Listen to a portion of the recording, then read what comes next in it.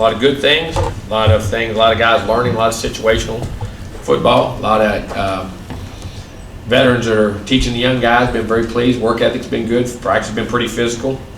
Learning, like I say, we're in that 12, 13, before you get into that part of it and you find out game's a little bit farther away. Beginning of camp's a little bit farther away. Now you start looking at, how much do I love this thing? And typical camp stuff, but they're banged, bruised bodies, they're tired, their legs have been meetings, been grinded, and like I say, now you start to find out who likes football and who can, play and push through those things. That's what camp is about, and getting to that part. But been very excited about our guys. We're making some good progress, some things that we got to get better on, which is everything. Nothing I'm not poking in particular, but a lot of young guys will be counted upon in a lot of key positions, and you're only one ankle turn, one knee twist, one shoulder bang from a lot of guys playing, and I think that's the key to our time today in sports is, your young guys have to be a big contributor in your teams. They have to be counted upon, whether they're starters or not, but to give valuable reps, special teams reps, and if some guy gets nicked or banged up, that they can win a game and play, and you got to count on those youngsters, and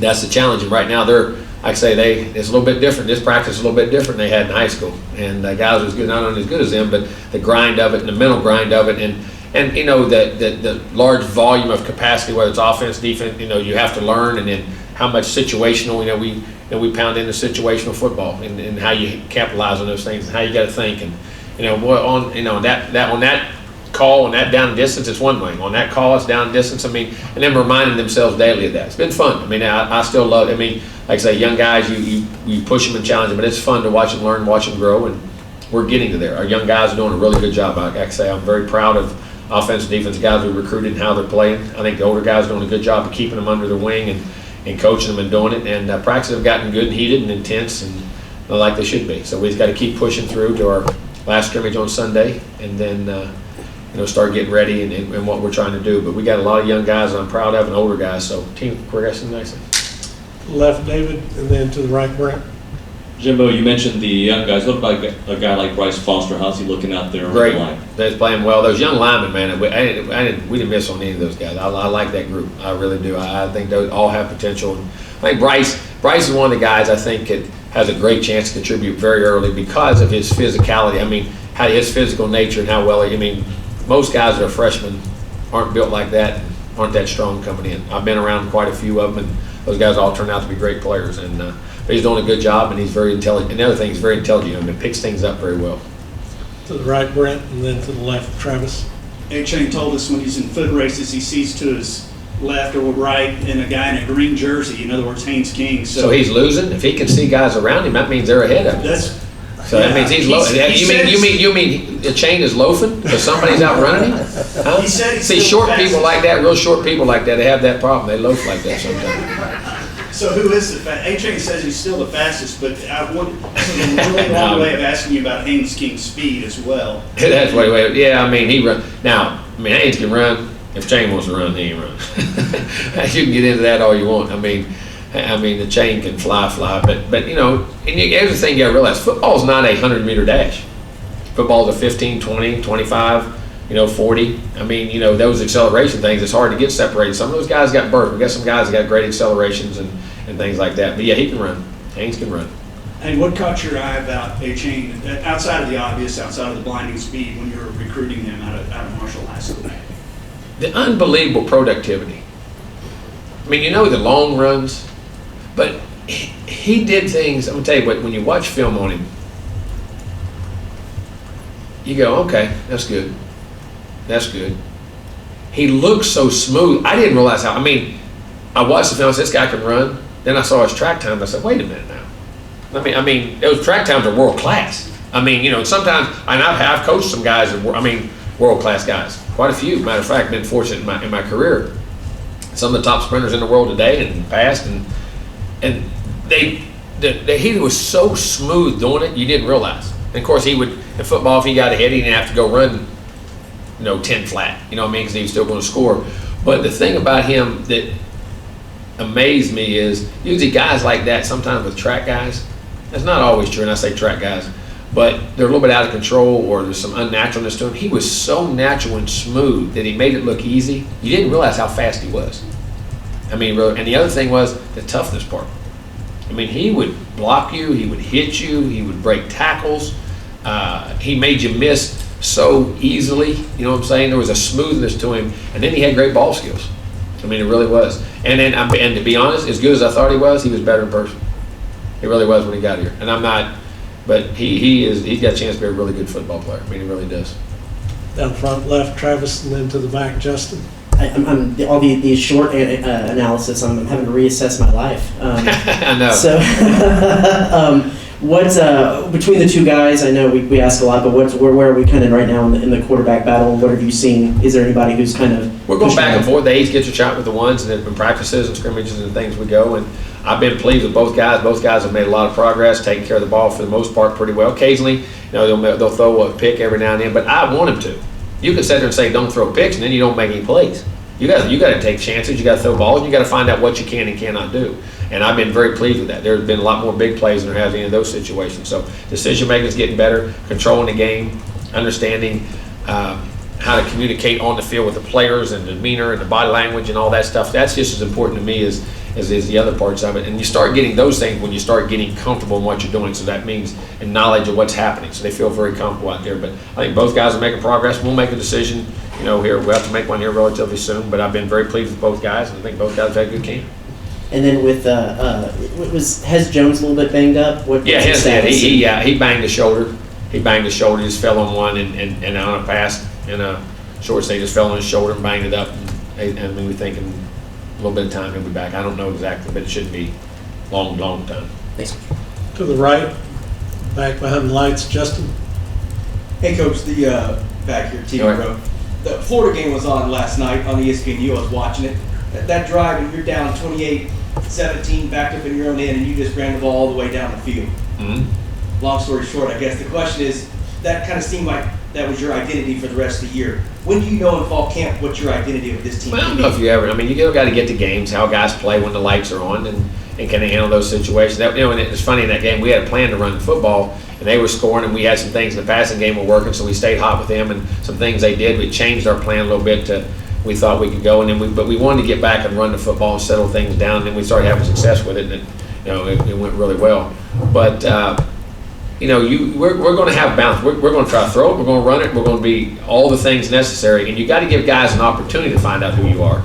And then you got to hope those things that you saw in camp can carry over when those lights on the scoreboard come on and they put people in the stands. I mean, so you know, I think that's an ever changing thing or an ever as a learning curve about your team that you always have to have, and you got to be willing to adjust. And I think that's one of the things about our system, though, that allows those things to happen. I think because we have such a volume of things we do, and we can be very multiple personnels and things we have, and I do that for a couple of reasons. One, I think it's harder to defend, and two, if you have injuries and things that happen, and if guys don't pan out like you think, you're not stuck in something you can't get out of. So we'll find out as we go. I think we're evolving into that now, but right now it's still not time yet because we're still evolving and evaluating players. You know what I mean? Getting these young guys in situations through this second scrimmage and trying to see where we're at, and then hopefully after that we'll evolve into it. To the far left, Cole, and then OB, and then Zach. Hey, Coach. There you go. You were talking about young players earlier, and Moose Muhammad is one that could be a really big name. You know, coming from that NFL background with his dad, what does he bring? And especially now that you're kind of seeing him on special teams as well, what has he shown with a full offseason now? He had some really good days here lately. I mean, catches the ball, really good ball skills, can stick his foot in the ground, can accelerate, strong. Makes very strong body, makes contested catches well, which in today's time is a big thing because everybody can run. He has a chance to be a really good player for us, you know. And he had some nicks and knacks last year at times. And just every time he get in the groove, it set him back a little bit and things. So hopefully he can, stay healthy this year and go because he can help us and he can be a real good player, whether it's in the slot or outside. I think he can play outside too. I think he has a very good array of talent to be able to do both. On the right, OB, and then to the left, Zach. Yeah, a couple of things, Jimbo. First of all, I was wondering, just personally, is there a timeline that you're comfortable with that you typically want to know who your starting quarterback is? We'll wait. We'll get through the second scrimmage and evaluate and see where the guys are. But also, not just the scrimmage. To me, every rep I grade. I'm grading every rep in practice. And we're not tackling each other, but we're doing red zone. We're doing goal line. We're doing 7-on-7. We're doing first down. We're doing third down. we're doing third and short, we're going third and medium, we're going third and long. I mean, those things are getting evaluated daily. So we'll get through this one and we'll have to make one, but there's not a certain timeline, but hopefully we'll know here in the next week or so. And then from the other side, have y'all gotten closer to finding out who's going to be Buddy Johnson's successor? Well, yeah, I mean, I think Aaron Hansford becoming the leader in there without a doubt. Aaron getting back and playing, and then I think we have an array of guys. I mean, Andre White, you have Cooper. I mean, T. Lee is Terry Lee's doing a good job. Doyle has ability in there. I'm trying to think, who am I missing? Anybody I'm missing? Been a really good group, and those guys have all flashed and when I say that, can we put different combinations of them in at a time and playing? And now that they're in there playing, so those guys have all flashed and done some good things. So it's been well. Chris Russell, I'm sorry. I mean, that was all. I apologize for that. Not that I forgot. I mean, Chris has been playing some really good, but we've been moving to Mike and Will. You got me thinking on each side of that. Chris has had his time. Chris is athletic as heck, so I think you'll see different combinations. I think we'll feel comfortable putting different guys in the game. Down front to the left, Zach. Jimbo, kind of piggybacking on who is going to fill those shoes at the center position. I know you've spoken about it a little bit this fall, but how is that rounding out, and where do you see that? I've been really pleased with that. I know I think our young guys. I mean, of course, you have Luke right there who's doing things. We've lived how he does practice and things, and moving him around. But I think Bryce Foster's been an outstanding, and Wyckoff has done a really good. Both, I know they're freshmen. The Wyckoff did in the spring, and Foster's come in and been natural. Those guys have done a great job making calls, and our defense is as multiple as anybody. Twists, stunts, things, and up front we're as physical as anybody. Those guys have held their own and blocked them. We've had our days on offense and played really well. I think those guys have all done a really good job. Smart has also worked at center in there. Remington, I mean, has done a great job in that group. I mean, so there's a whole group of those guys, and we're giving all guys. I'm a huge guy.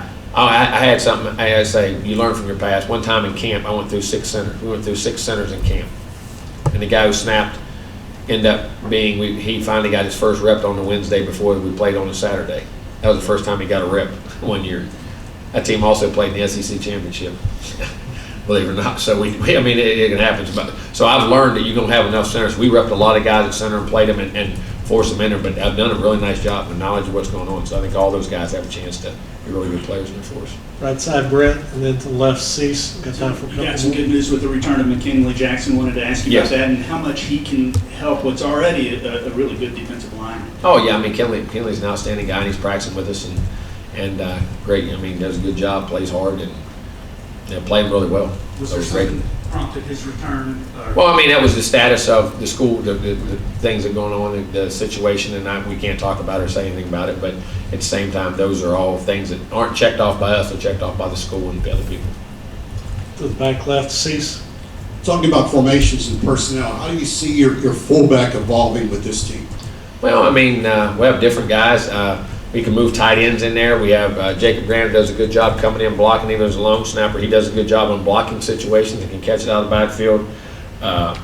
We move tight end. We multiple tight ends. You can put tight ends back there, or you can put other running backs. I mean, you got Crown over in there. You got Hubbard. We move Spiller up there. We put Anias up there. Anias is a heck of a blocker in there, man. When you're doing things, you're not just.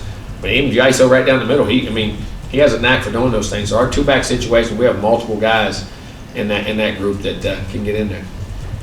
John, you want to wrap us up in the back? Coach, did I hear correctly, Sunday is your second scrimmage? Yes. What exactly do you want to see from this team? What do you like to get No, out I of just want to the see. second I scrimmage? want to see the knowledge of what we're doing, the execution of our offense, understand situations, take care of the ball on offense. Be efficient with it, make good decisions with it, put hats on hat, not have missed assignments, not have stupid penalties, not have the self-inflicted wounds that can set you back. And defensively, you don't want to give up big plays. You want to tackle well. You got to play the run. You got to be physical. You got to set edges, not give up the perimeters of your defense, and play like you know what's going on. I mean, what the scheme is, what the system is, and not have multiple missed assignments or busted coverages or fronts up things that allow those plays. And I think they improve the knowledge of how to play and play with consistency. And hopefully, and then interact, take signals, how you interact when the coaches aren't out there on the field with you, you know what I mean? Communication processes, that's the big thing when you get to young guys that you got to make sure. Now, the first one for that part, I was very happy with. I was very excited through our first scrimmage about how we did that. A little bit, I've had sometimes, situations we didn't have hardly any miscommunications or anything, which was very encouraging.